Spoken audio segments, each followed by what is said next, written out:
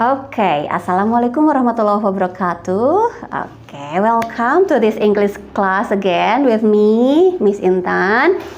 Dan, ada apa ya untuk materi hari ini? Kalau misalnya kalian lihat silabus, coba deh dilihat. Di situ kita akan belajar tentang English Advanced Phrases atau frase-frase dalam bahasa Inggris tetapi memang agak-agak tingkat advance, mahir. Ya, berarti Ibu sudah menganggap kalian sangat-sangat mahir ya. Oke, sekarang sebenarnya hanya sekitar 10 frase aja dulu yang akan kita pelajari hari ini. Karena ya lumayanlah 10 juga kalau misalnya kita belum terbiasa agak-agak apa itu maknanya ya? Apa itu artinya? Seperti itulah mungkinnya kira-kira. Jadi hari ini kita 10 saja dulu ya, tetapi mudah-mudahan dapat langsung dipakai, dapat langsung diaplikasikan dalam kehidupan sehari-hari. Penasaran tidak? Oke, check this out. Ya, 10 frase itu ya kita mulai nomor 1, mungkin 24/7. What does it mean? Ada yang bisa nebak nggak? Ya, 24/7 means constantly going on. Maksudnya terus-terusan gitu, tidak ada jeda, tidak ada pause, tidak ada break di situ. Jadi, oh my God, 24/7. Jadi seperti itu ya, ketika kalian mengungkapkannya bahwa aduh capek banget, seolah-olah 24 jam dan 7 hari itu tidak cukup. Jadi constantly going on, terus-terusan aja, tidak berhenti ya. Kita lihat di dalam kalimatnya. For example, I work 24/7 cause I have to finish this project. Maksudnya apa? Tuh kan terlihat dari kalimatnya, saya kerja 24 jam 7 hari. Karena apa? Karena ada target, deadline project yang harus diselesaikan minggu tersebut ya. Oke, next. Yang kedua, biasa sih ini frase juga sering kita dengar dalam kehidupan kita sehari-hari. Oh my God, butterflies in my stomach. What does it mean? Ya, itu sebenarnya konotasinya sebenarnya positive way.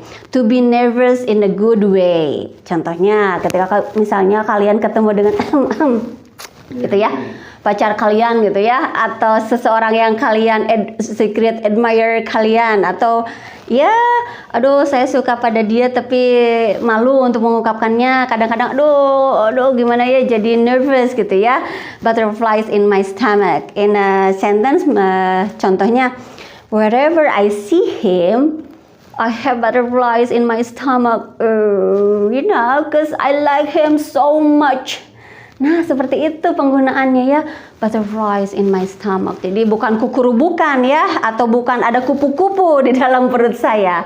No, tapi to be nervous in a good way. Gugup gitu ya, tapi konotasinya konotasi yang baik gitu ya. And the third one is draw the line. Draw the line itu maksudnya to stop. Misalnya begini kondisinya ya. Kalian itu punya teman, kalian itu punya rekan, tetapi kok dia itu suka gibah, kok dia itu suka cerita-cerita hal-hal yang negatif gitu ya, atau misalnya sering menyinggung perasaan kalian gitu ya, sehingga pada satu titik you have to draw the line ya, harus memutuskan pertemanan tersebut, rekanan tersebut, karena kita tahu bahwa dia mah gitu terus ya ngomongin orang, nyinyir ya, bukan hanya netizen kan yang nyinyir, teman kita pun kadang kan ya seperti itu. Mungkin di dalam kalimatnya, for example, hey, I draw the line with you in communication cause you are toxic gitu ya. Hey, I draw the line. Akhirnya I draw the line, stop communication with you gitu ya, berkomunikasi dengan kamu karena kamu itu toxic. Tahu toksik?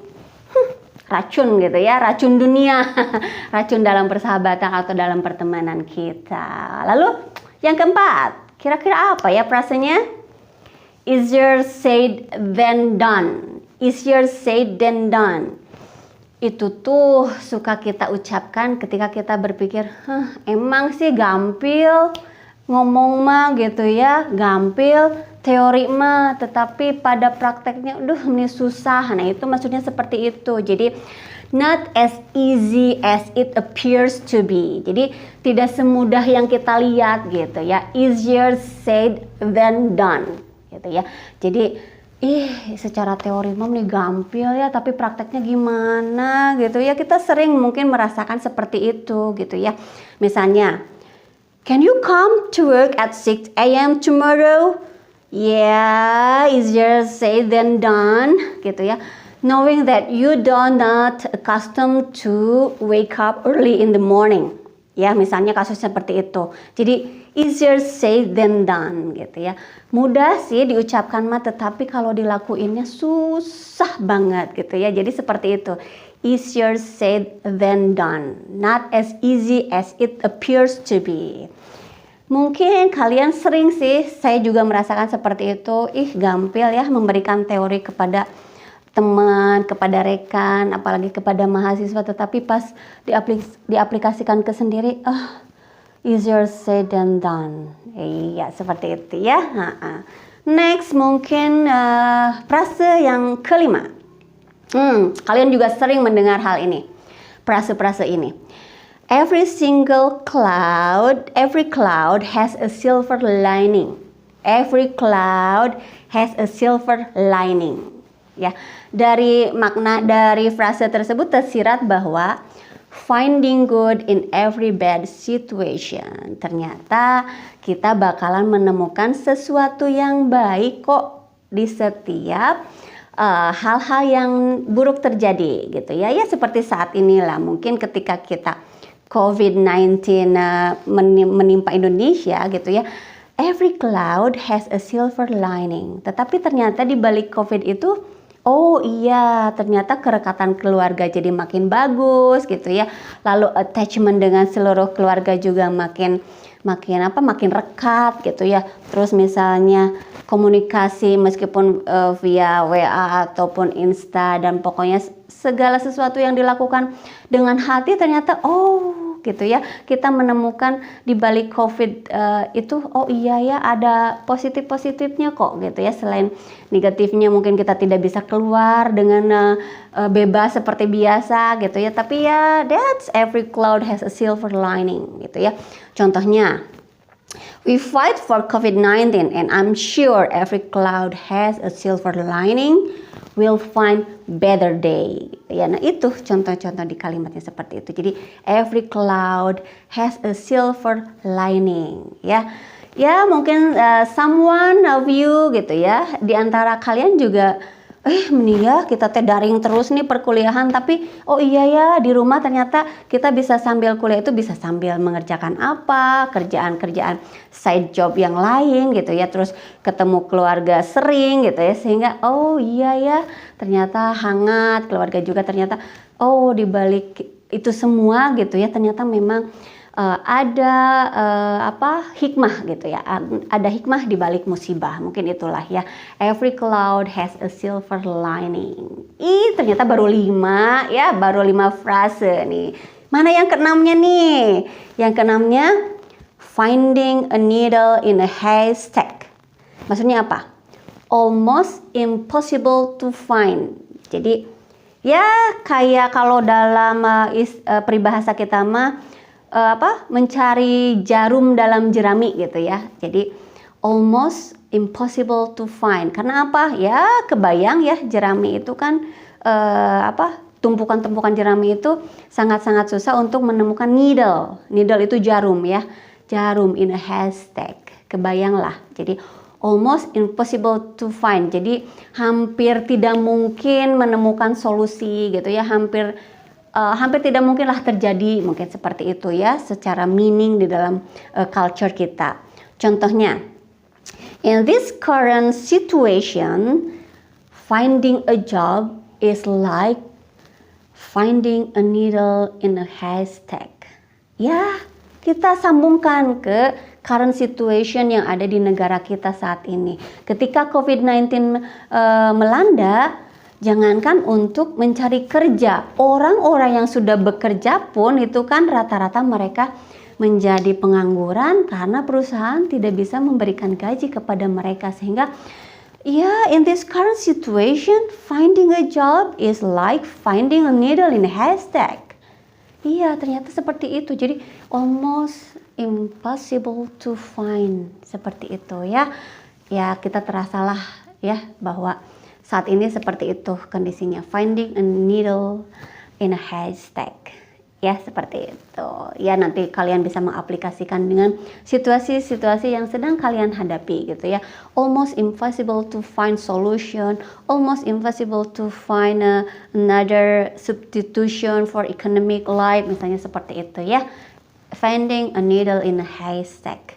And then the seventh one, yang ketujuh, fish out of water.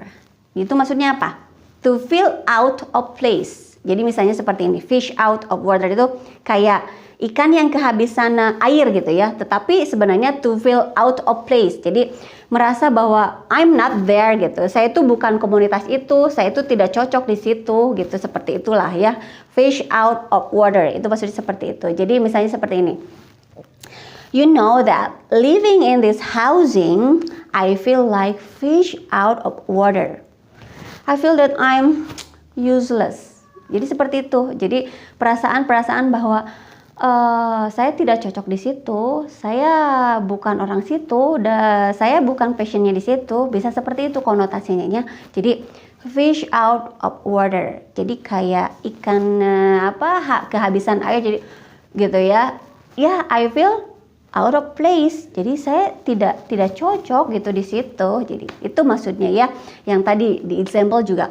You know that living in this housing, I feel like fish out of water. I feel that I'm useless.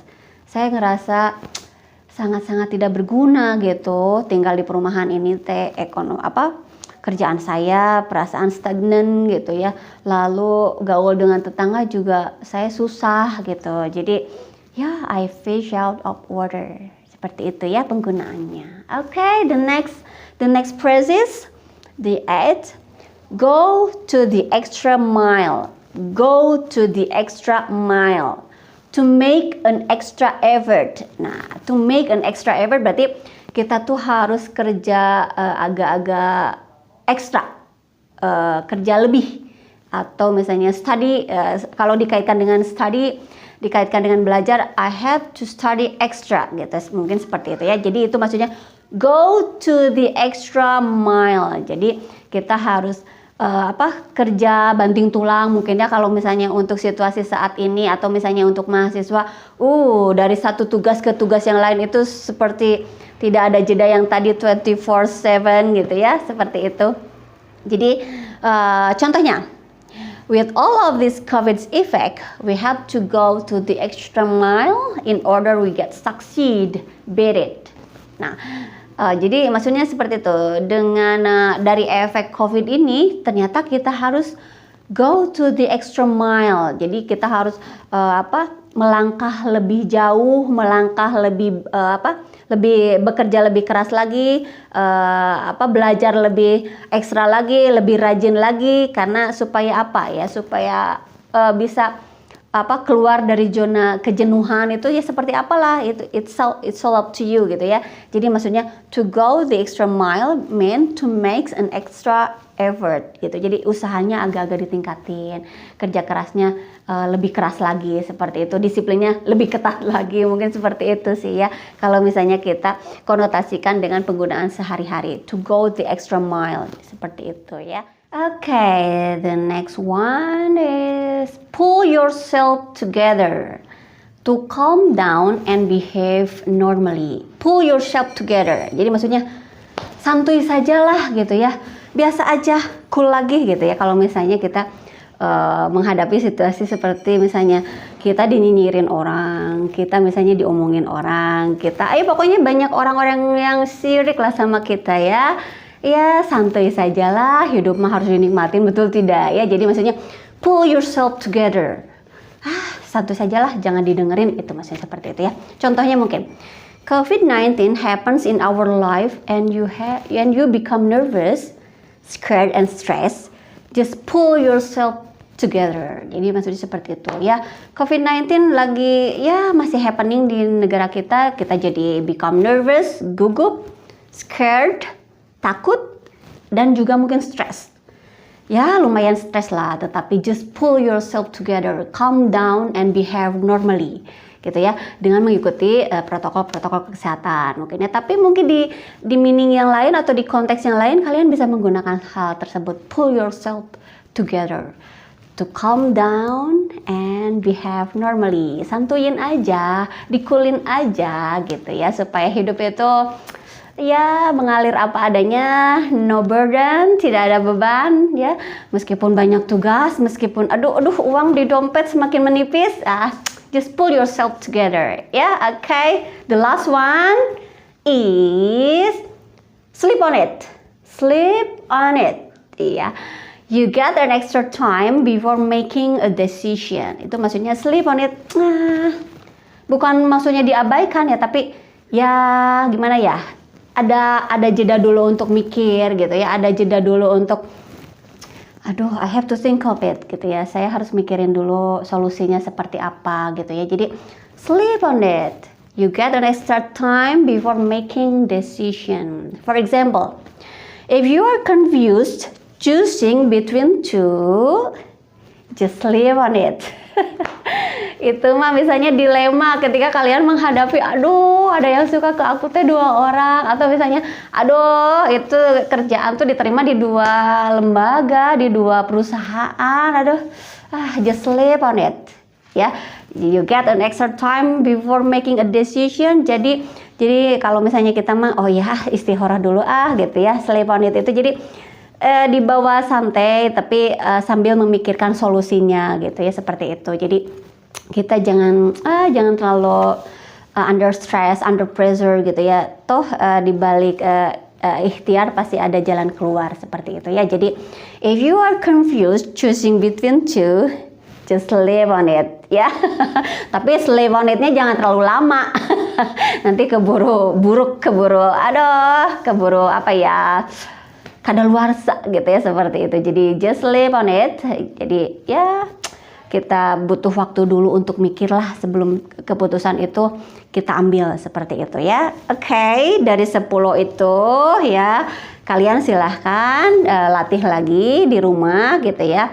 Nanti seperti biasa there is a kind of homework for you in order that you can practice it in your own situation, in your own point of view, because every phrases that come in this 10 phrases, it depends on situation, it depends on context, but the meaning as in generally as what I said before gitu ya, seperti itulah. Jadi 10 frase itu sebenarnya tergantung dari konteks juga, tergantung dari situasi juga, tetapi secara general, secara umum meaningnya itu ke situ gitu, seperti itu ya.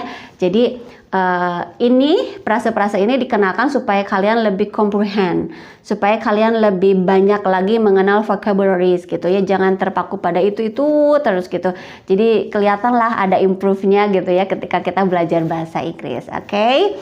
Mudah-mudahan kalian bisa paham. Pahamnya dengan apa? Kalian langsung praktek. Oke, iya, jadi jangan lupa biasa nanti ya cek Google Classroom kalian gitu ya. Jadi nanti kalian bisa melihat, oh ternyata there is an assignment for you. Okay, but I hope all of you can enjoy this assignment, because karena nanti mungkin assignmentnya nggak bakalan jauh-jauh dengan seputaran kehidupan kalian lah saat ini. Oke? Thank you for today's terima kasih untuk hari ini. Mudah-mudahan kalian bisa memahami 10 frase yang bisa kalian gunakan di dalam kalimat maupun di dalam obrolan-obrolan kalian dengan teman, dengan rekan ataupun dengan pacar. Okay, thank you. See you later. Wassalamualaikum warahmatullahi wabarakatuh.